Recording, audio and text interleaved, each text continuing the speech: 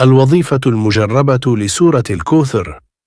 هذه الوظيفة تؤدى لمدة 3 أيام فقط، وخلال هذه الأيام الثلاثة فإن حاجتك مهما كانت كبيرة ولأي غرض تقرأ هذه الوظيفة فإن مقصدك سيتحقق إن شاء الله خلال 3 أيام. أيا كان هدفك ومهما كانت حاجتك عظيمة وأيا كانت مشكلتك، فإنك إذا قرأت هذه الوظيفة لأي مقصد فسوف يتحقق مرادك بإذن الله خلال 3 أيام. تؤدى هذه الوظيفة في أيام الخميس والجمعة والسبت. إن شاء الله ببركة هذه الوظيفة ستقضى كل حاجاتك المشروعة وتزول أكبر همومك ومشكلاتك. فإن كنت تقوم بها من أجل الزواج ولم يتم زواجك فستنال النجاح بإذن الله. وإن كنت عاطلا عن العمل ولا تجد وظيفة فيمكنك القيام بها لهذا الغرض أيضا. وإن كان لك أعداء وتريد الخلاص منهم فيمكنك أداء هذه الوظيفة لذلك.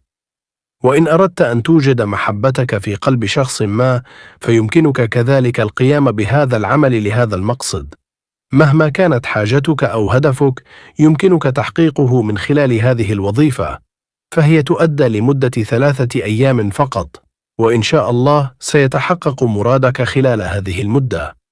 قبل البدء بالوظيفة يجب قراءة الصلاة على النبي صلى الله عليه وسلم درود شريف.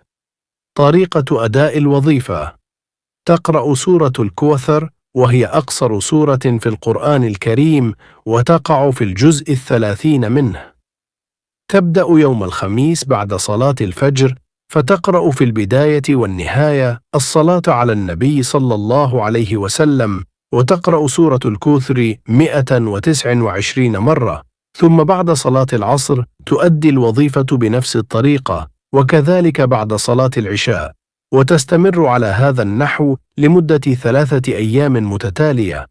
عليك أن تستحضر حاجتك أو مقصدك في ذهنك أثناء القراءة، وأن تركز تماما على الوظيفة دون وساوس، وأن يكون قلبك حاضرا وخاشعا.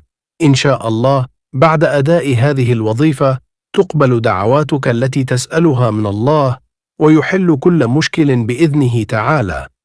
اكتبوا سبحان الله للإذن، للاستشارات الروحانية والوظائف والتشخيص والاستخارة، ولأي مسألة جائزة يرجى التواصل عبر الرسائل الخاصة.